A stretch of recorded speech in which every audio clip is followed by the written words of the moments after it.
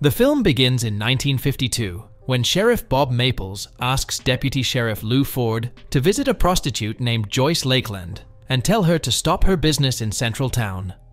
Lou asks the sheriff how to handle the situation, and he replies, "Go see her and do what you think is right." Lou leaves the office, gets in his car, and drives to her place. When he arrives, he knocks on the door. Joyce sees him and invites him inside. She then goes to the washroom, while Lou looks around and finds a gun. When Joyce returns, she asks what he's doing with it, and Lou shows her his sheriff's badge. She shows him the gun's permit, and he asks her politely to stop her business in the area. In response, she starts slapping his face. He patiently tolerates her actions, then harshly pushes her to the bed, removes his belt, and lightly taps her on the hips a few times. She eventually starts crying, and Lou apologizes to her, to which she replies that it's okay. They then start making love with each other. After that, Lou starts an affair with Joyce, frequently visiting her place, and they share intimate moments several times. One day, during a visit, Joyce suggests they take their relationship to the next level and settle down outside of town. Lou doesn't give her a direct answer, mentioning the money they would need to leave. Joyce brings up a man named Elmer Conway, saying he is very interested in her. As Lou drives back, he reflects that Elmer Conway is the son of Chester Conway, who built much of Central City. He is doubtful of Joyce's plan, but also finds it intriguing. At dinner, he continues thinking about the plan. As he leaves the restaurant, the owner, Max, doesn't charge him for his meal, thanking him for helping Johnny.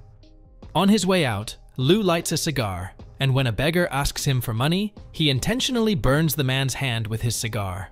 Later, Lou meets journalist and union organizer Joe Rothman, who asks about his brother Mike Dean, who died 6 years ago. Rothman mentions a 5-year-old girl who accused Mike of something, but Lou denies it. It's revealed that Mike was hired by Chester Conway and died in a construction accident. Lou leaves the office, stating why Rothman has nothing to say about his brother's death 6 years ago. While packing his car, Lou has a flashback to when his adopted brother Mike caught him raping a 5-year-old girl. As Lou is reading a book, Amy Stanton, his fiancée, sneaks into his house, wearing a bikini under her robe. He asks how she got there, and she replies that her family was sleeping, so she snuck out. They share an intimate moment. Afterward, as she gets dressed, she asks why his behavior has changed in recent weeks. In the next scene, we see Lou and Joyce spending loving time together, with Lou confessing in his mind his affection for her. Later, Lou meets Chester Conway, who gives him $10,000 and instructs him to give the money to Joyce and ask her to leave town. Lou suggests that Joyce wants Elmer Conway to deliver the money himself. Lou then meets with Elmer Conway, who is curious about Lou's intentions. Lou replies that he just wants something for himself. Elmer gives Lou some money from his pocket, and they agree to meet Joyce at 10 p.m. Before Lou leaves, he shows off his piano skills. That night, Lou reaches Joyce's place and punctures his car's tire with a nail. He meets Joyce, and they spend time together since they have plenty of time. As Joyce is getting dressed, Lou brings up his brother Mike's death, revealing that it was planned by Chester Conway and that he intends to seek revenge. He then puts on gloves and slaps her face. After a while, he punches her until she passes out. He then takes her gun and goes outside to wait for Elmer. When Elmer arrives, he greets Lou and goes inside, finding Joyce injured on the floor.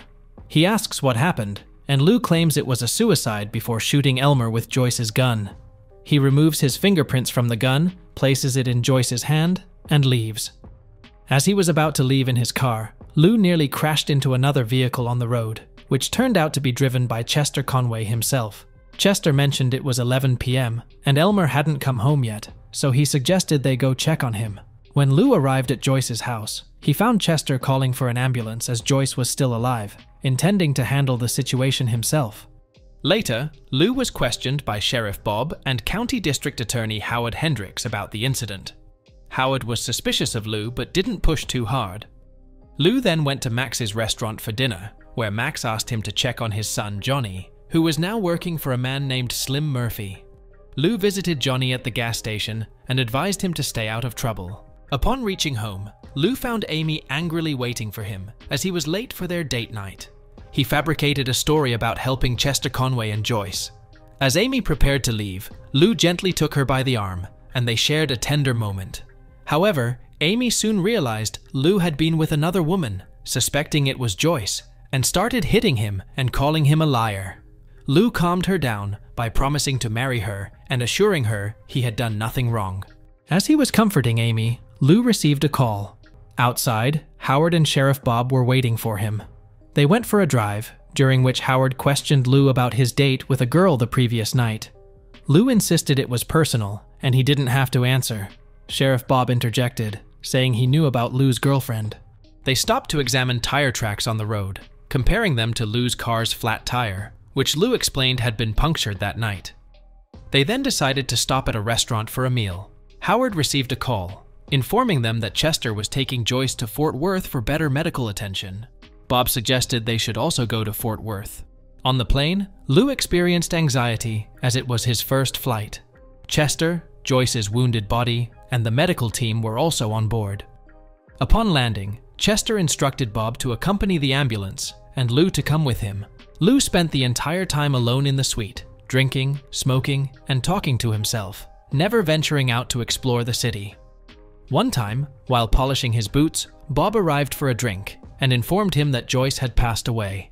Lou briefly recalled about Joyce in her bikini, lying on her bed, smiling at him. As Lou sat on the toilet seat, Bob asked him to come outside. Now drunk, Bob told him he was a good man. Lou advised Bob to lie down and get some sleep.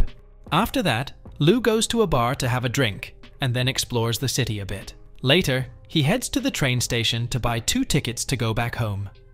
During the journey, a still drunk Bob tells him, "It's always light before the dark." Once home, Lou is making omelets when Joe Rothman visits him. Joe questions Lou about the whole incident, suggesting that Lou might have a hidden agenda behind the deaths. Lou explains that Chester paid Joyce to leave his son, which seems to satisfy Joe, who then leaves. Afterward, Lou discovers naked photographs inside a Bible. The woman in the photographs is Helene, a housekeeper and babysitter from his youth who resembles Joyce.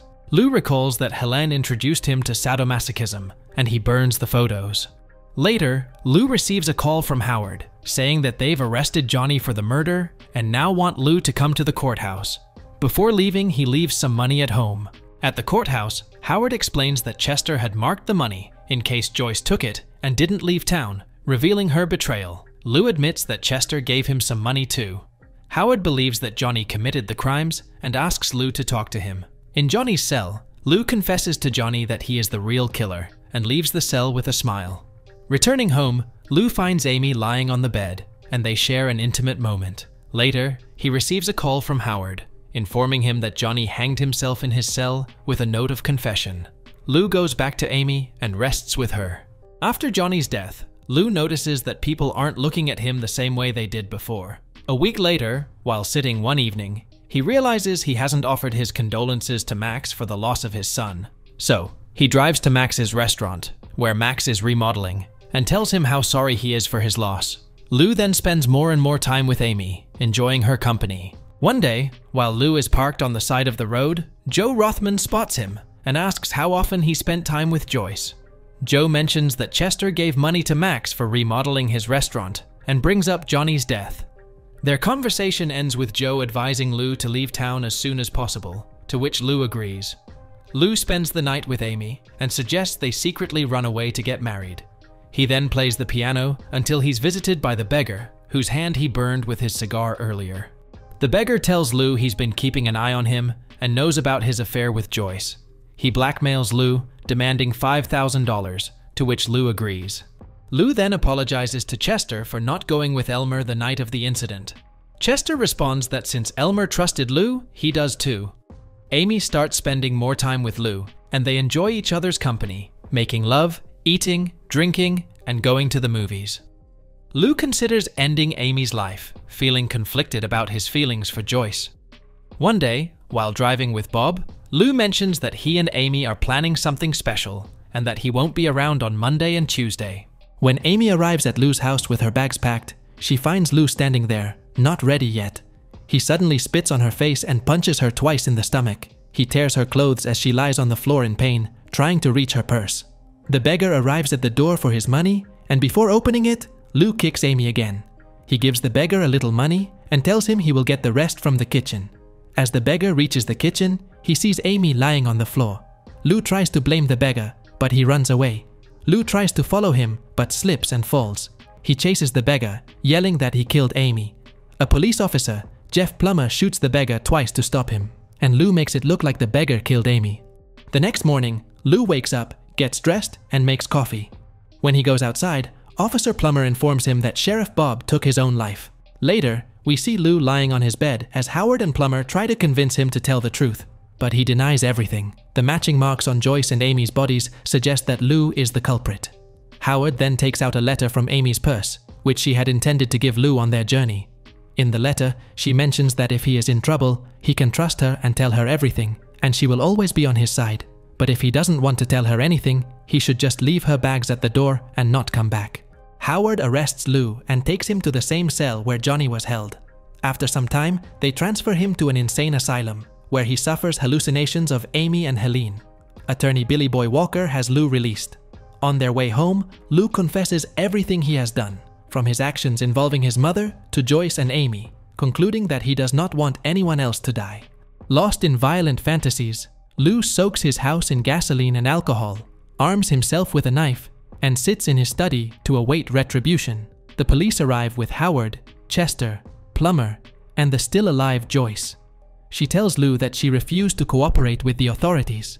Lou tells her he loves her, then stabs her in the stomach. Plummer opens fire, hitting both Joyce and Lou and igniting the gasoline.